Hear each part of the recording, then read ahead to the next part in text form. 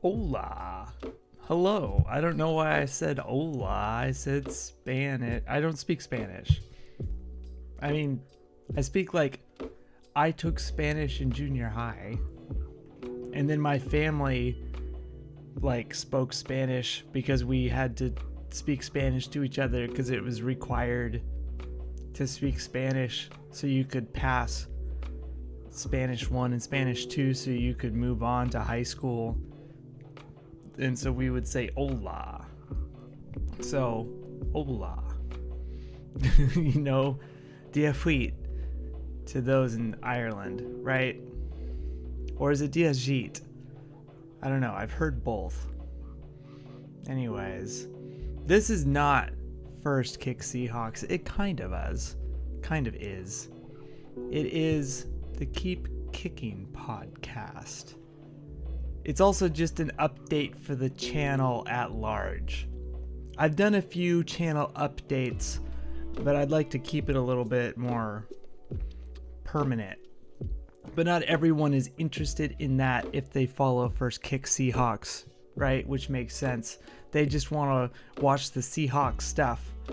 And so I figured it might be a good place to put it in a separate channel, and then it got me thinking I have been wanting to do a podcast on its own for a long time, and I wanted it to be directly connected to First Kick, because if you notice, it's First Kick Seahawks, which you might say that is all connected, but actually the concept of First Kick is different. If you look at the logo, it looks like a football field, but it is on top of a metronome. Because the Seahawks stadium, in my mind, always looks like a metronome. In the way that it is built, the audio bounces straight down, right? The sound of it is very unique. And it has always reminded me of a metronome. I also have a bit of a headache. So the way that I'm articulating is kind of just hitting me right here.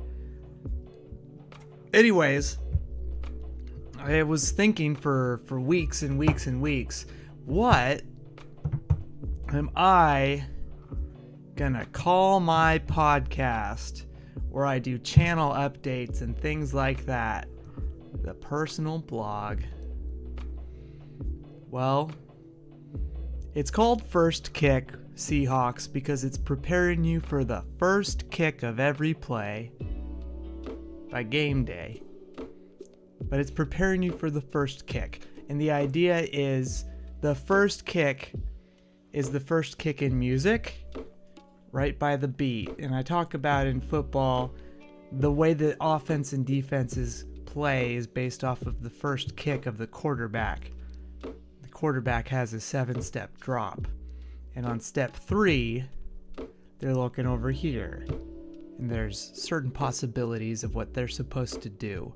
There's a 1-step drop too, but it's very rare.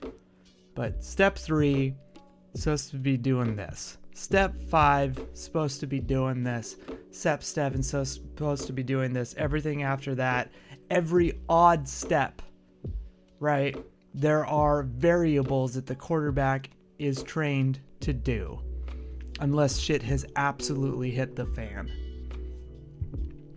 But then if shit has hit the fan, you're supposed to create an environment, right, for the quarterback to handle that chaos.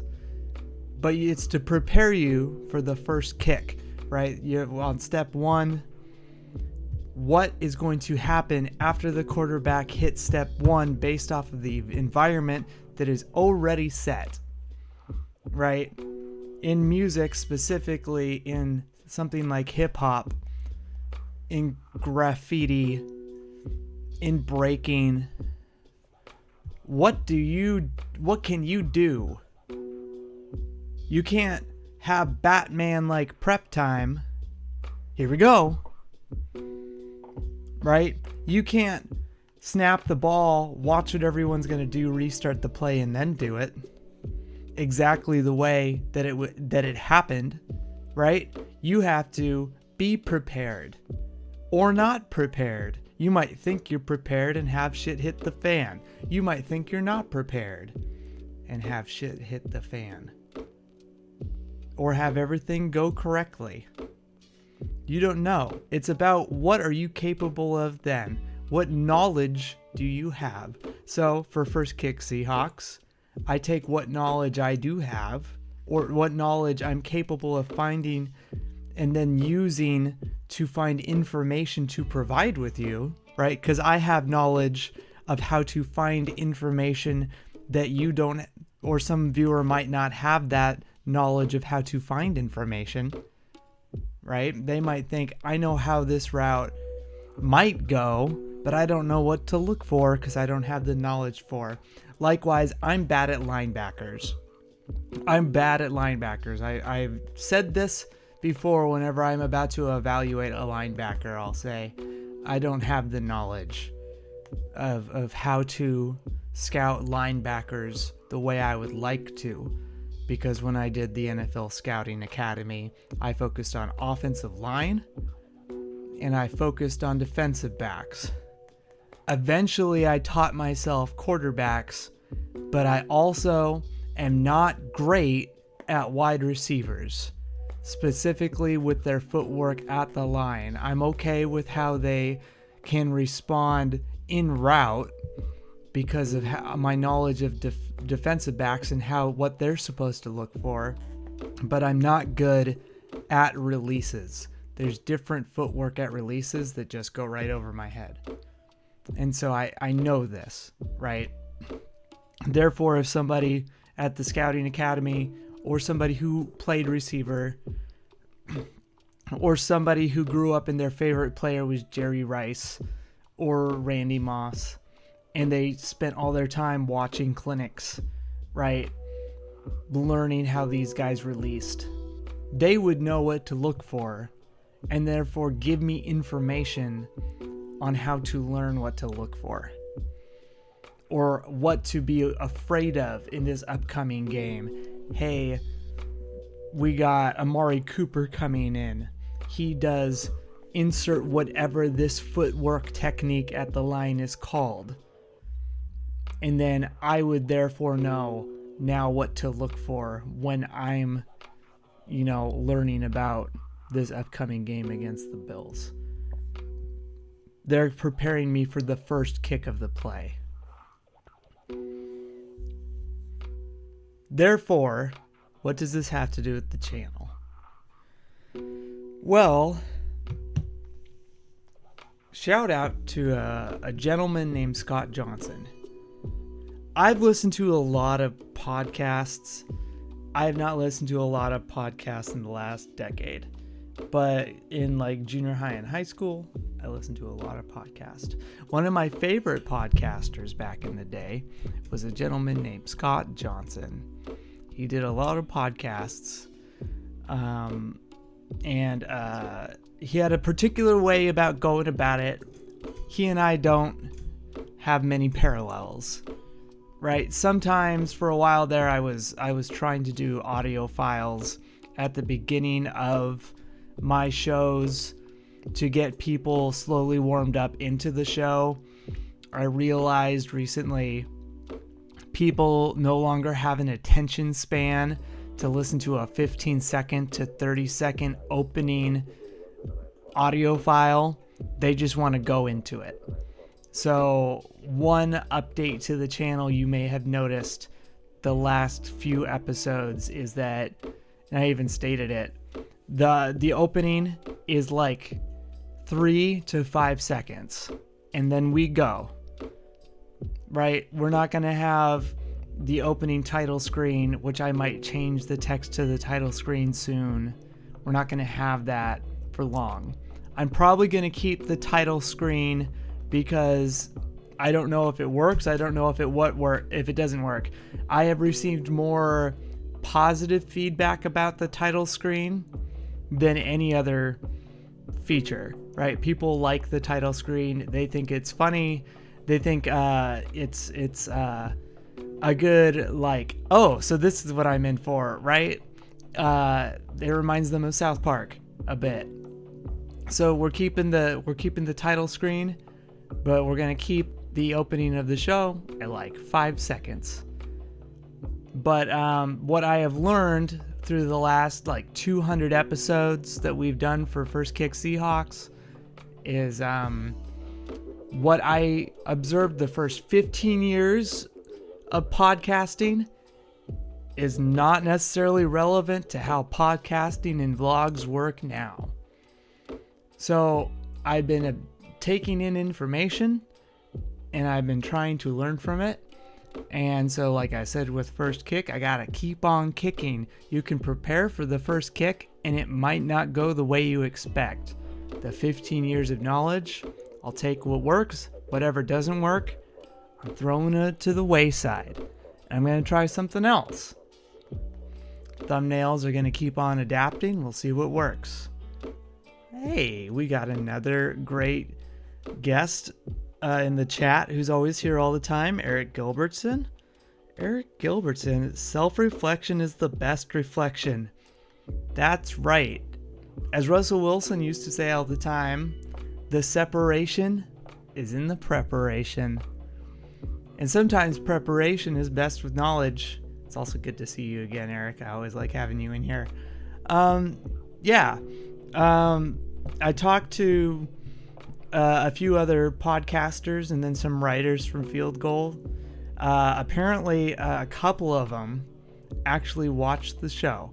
Hi. And they like what I do here. And I noticed that this last week, and in particular, I was getting really frustrated because I was trying to be what I am not. As in, I started number hunting and I started trying to make the show, hit certain analytics.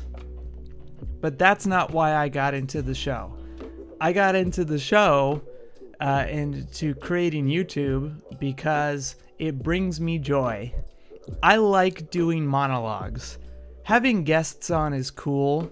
Originally the idea was I'll do First Kick Seahawks, and then I'm gonna go find LGBT people in the NFC West. I want to find some letter person, to quote a not so good person, from the 49ers, from the Rams, and from the Cardinals, maybe multiple people, and then we're going to do Roundhouse style every single week, at least one show where we talk about the division.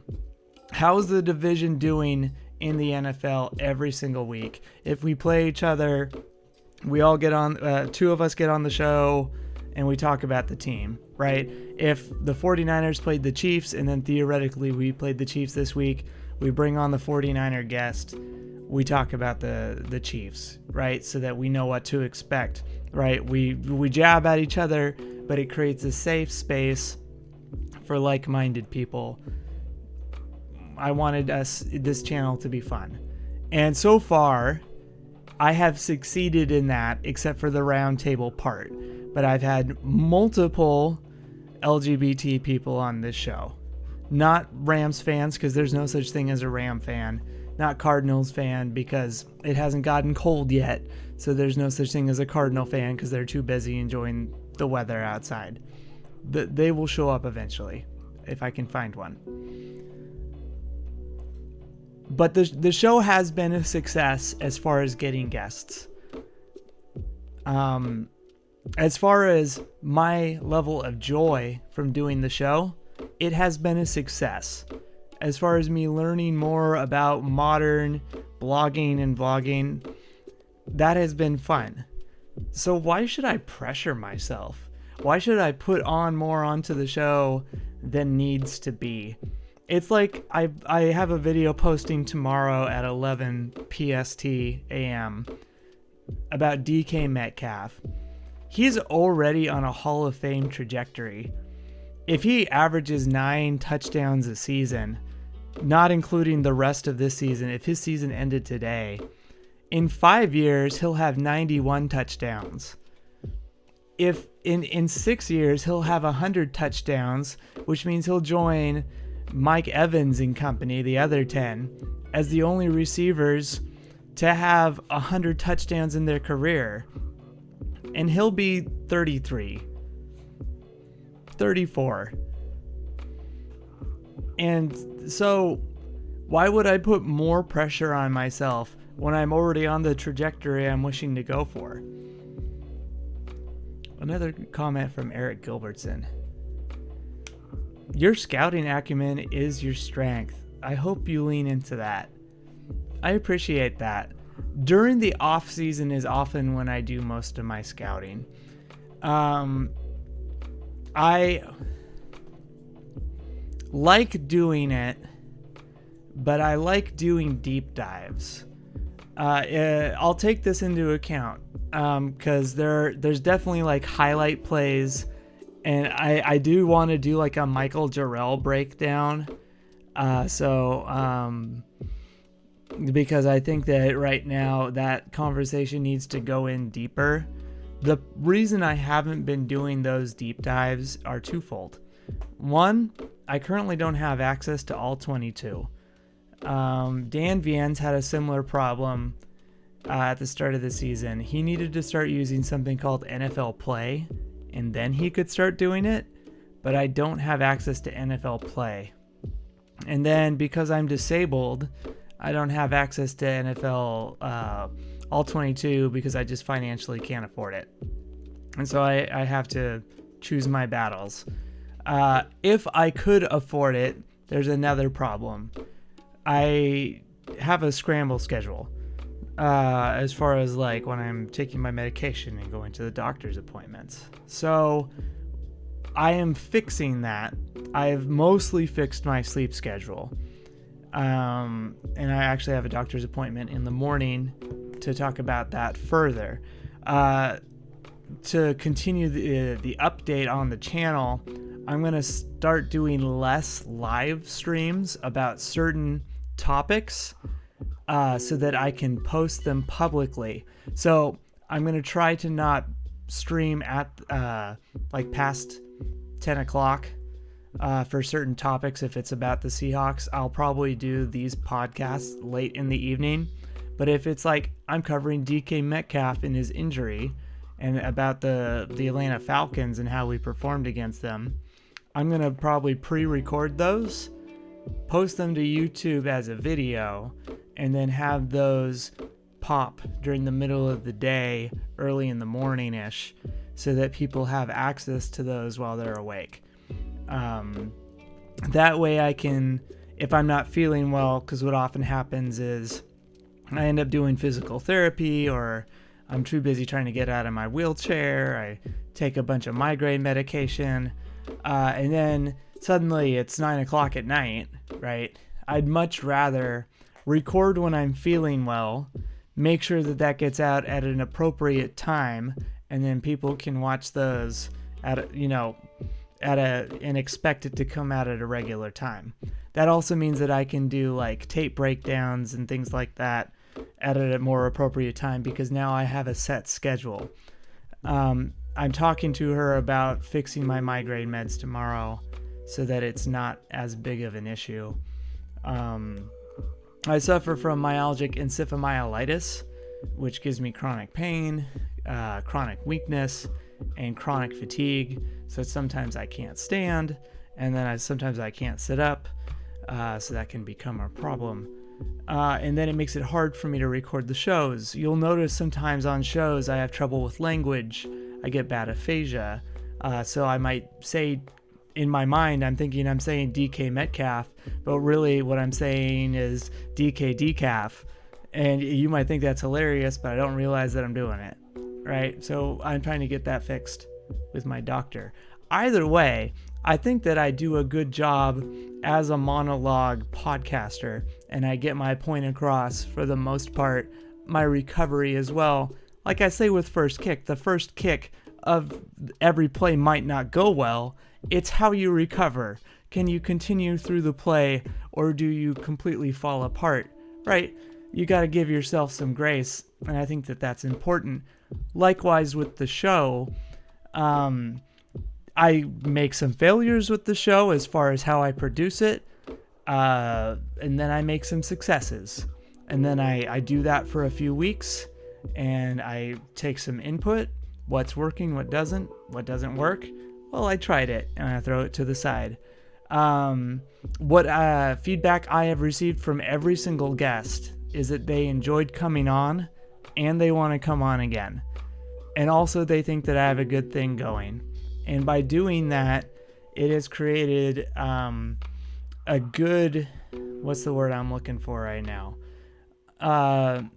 It has created a good situation for me to reach out to other types of podcasters that I normally wouldn't have had the credibility, that's the word, credibility to reach out to. So if I hadn't had on other guests, I wouldn't have been able to have the ability to reach out to others. I'm following up with Bill Alvstead of the Hawks Playbook podcast. I had talked to him a couple weeks ago, and I think he's sleeping right now, obviously, but he was expected to come on this week because we're playing the Bills, and I got you guys your very own bill for the Bills, right? I thought that would be hilarious. So I just need to follow up with him. We were supposed to have Gianna Kelly of the Falcoholic, but she thought that she could do a root canal and then come on my show. And you can't talk after doing a root canal. So that did not work out for Gianna Kelly, but I bet watching the Seahawks play the Falcons on Sunday felt like a root canal. And comment from Eric Gilbertson. Great to hear that the podcast community is embracing me. Yeah, well, obviously Dana O'Gorman has loved coming on. I'm going to try to fit her and Diana Taylor, formerly of Field Goals. I think both of them are formerly of Field Goals. Next week on the bye week. It's going to be hard with Dana. But Diane, definitely, she's been wanting to come on for a while. She's just personal life keeps getting in the way. But she reached out to me yesterday about that scheduling, so we're going to try to do that. But Steph Sanchez from the 49ers and the 49er Carrot podcast and Gold Nation, fuck the 49ers, that Nation podcast, right? She said that she enjoyed it so much that she wants to do it again. So we're going to try to get her for the 49ers game after the bye. And if we play each other in the playoffs, it'd be nice to do that. She's one of those where when I said that I would like to have one of the letter people on every single NFC West team, she's one of those that I would like to have on that LGBT table with me. 49ers fan, Seahawks fan, let's find a Rams fan somewhere, and then a Cardinals fan. Because she's just a cool person, right? I'd like to have her on the show more regularly. As far as just like the look of the show, obviously I got it shorter. I got some music playing in the background because I feel like even if I'm fairly good at a monologue, and I do need to improve, it just happens with practice. I feel like people feel shows are better and they're a little bit more warm when you have some beats in the back. And then I'm messing around with thumbnails. I was advised by another YouTuber that if you just put your face on the cover, you know, people will now know that you're not a bot. There's become a problem this year specifically with YouTube where there's a bunch of channels that are just run by AI. You have somebody saying, hey AI, I want you to start YouTube channels and I want it to sound like insert famous voiceover artist.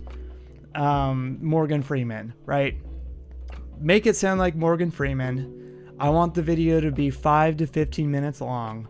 Make it be a summary of the Seahawks versus the Falcons. Make some videos of,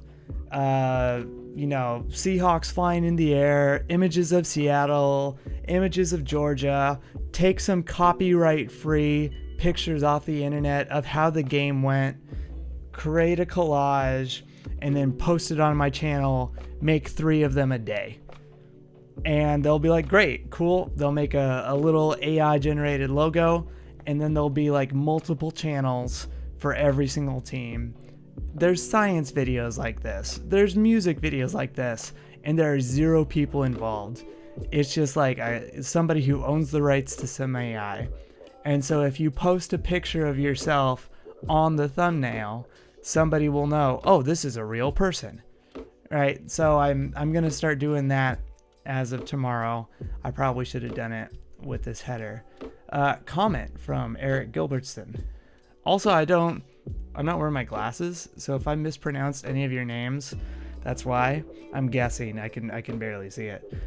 Not sure you can have a state of the channel update without introducing us to your pooch in the background. All right. Come here, Gritsy. Come here, bud. Oh, he's scared. He's scared. This is Grits. It's spelled with a Z. He is actually from South Korea. He's a rescue. Buddy, are you okay? He looks terrified. I've had him for about 9 years now. When I first saw video footage of him, do you want to go down? Okay, I'm going to put you down. He doesn't like it when I talk into the microphone. I think he thinks I'm a crazy person. When I first saw video footage of him, I didn't know his name. But I went, oh, Grits. I don't know why. I just thought, that dog's name is Grits, and I must have him. So I contacted the owner who had him. She brought him up and said, okay, this is Griswold. And I went, oh my God. That's a sign that my first thought was, oh, Grits, and Griswold is so close to Grits. And so I had to have him, and I've had him ever since. He is, they found him tied to a pole in the middle of nowhere, South Korea. And then he was rescued and brought down to Oregon. And then she drove him up from Oregon up to Everett, Washington. And then he's been with me. He was with me in Washington for about 8 years. And then this past year, I lost my housing and I moved down to Oregon, right, where I eventually found disability housing. So he's been all over with me, and he's been across the lake. So I'm grateful to have him, and he is a stress case who stresses me out. Absolutely hates it when I start recording a show. I actually do this thing, it's a routine where before clicking streaming or record, I talk into the microphone for about 30 seconds to a minute so that he can whine, and then he goes and he chews on one of his toys for a bit so he can calm down. But yeah, that's my brat. I love him to death. Thank you for asking about it. Maybe I'll make a channel just for him. I don't have the time for that. I don't. Let's see. Any other fun updates?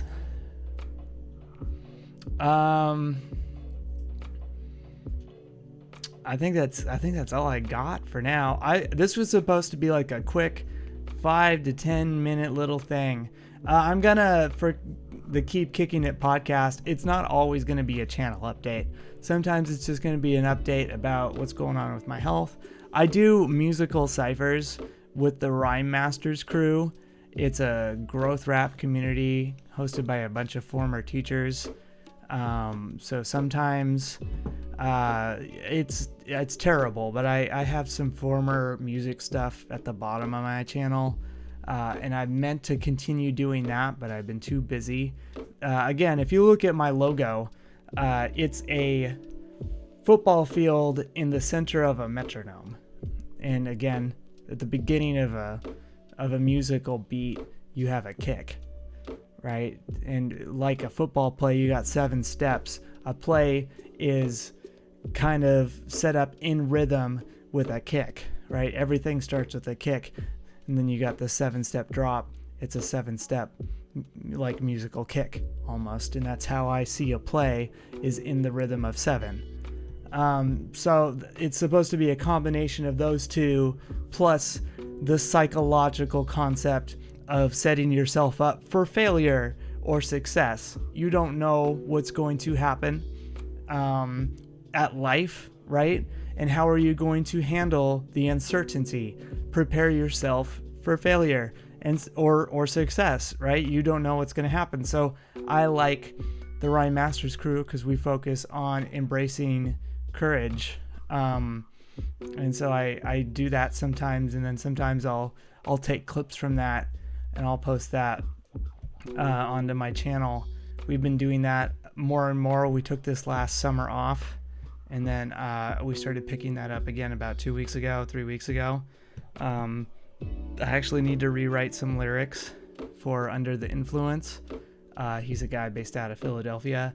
And then I need to record that. I just didn't like the way I schemed it. And maybe we'll get that produced by the end of the year. But we don't know, right? Because I don't know if you noticed, but I'm constantly struggling to refine my voice. That's a personal problem, right? If I want to put that on the table, I think I sometimes sound like a teenage boy. And so I would like to refine my voice. And I think by doing this podcast, it has forced me to just allow it to be, right? So allow myself to fail and just throw myself into the situation. And also, I just enjoy doing this, right? So if I can get past the anxiety of, well, if I do the podcast, are people going to like it? If I do the podcast, are people going to think I'm a dork? Oh my God, it's a trans person. This person's ugly or whatever, right? Whatever doubts. Who cares? I enjoy recording my Seahawks podcast. I enjoy monologuing. I enjoy freestyling off the top of my head like I'm Supernatural or to modern kids, Harry Mack, right? I love doing that. So I'm just going to do it. And if somebody watches the show, fantastico. If somebody doesn't like watching it, then they're not going to watch it.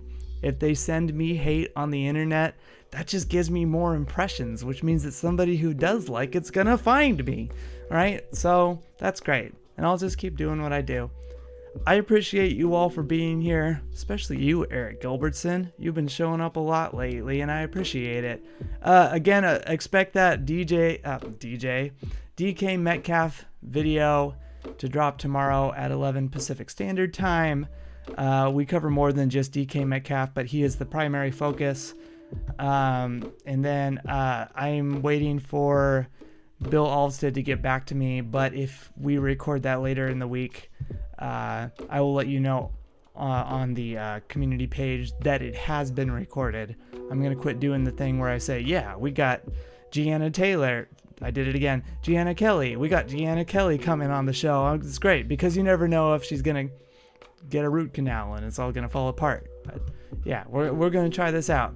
Thank you so much for being here at the Keep Kicking It podcast, enjoying the channel update. Enjoy your evenings. Thank you for liking the channel. I saw that. And please subscribe. I will see you all around.